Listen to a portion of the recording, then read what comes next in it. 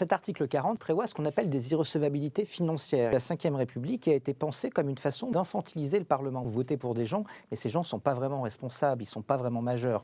Donc si jamais ils devaient déposer des propositions de loi ou des amendements qui créent des coûts financiers supplémentaires pour l'État, eh bien ces amendements sont irrecevables. Ça ne veut pas dire qu'on les rejette, ça veut dire qu'on n'a même pas le droit de les examiner. La plupart des régimes parlementaires n'ont pas d'équivalent à l'article 40, pourtant leur vie démocratique s'en porte mieux. Cet article pose réellement problème parce qu'en réalité, si on l'applique dans toute sa rigidité, il bride totalement l'initiative parlementaire. Ces dernières années, pour malgré tout arriver à donner un peu de large, un peu de lest au Parlement, on en a eu une application relativement débonnaire. C'est ce qui se passe ici, c'est quelque chose qu'on a toujours accepté. La majorité elle-même a fait passer des amendements, des propositions de loi via justement ce type de technique. Tout d'un coup, ce que l'on a fait pendant 50 ans est devenu un attentat contre la démocratie dans la bouche de la majorité. Et ça, évidemment, c'est à la fois nouveau et très dangereux.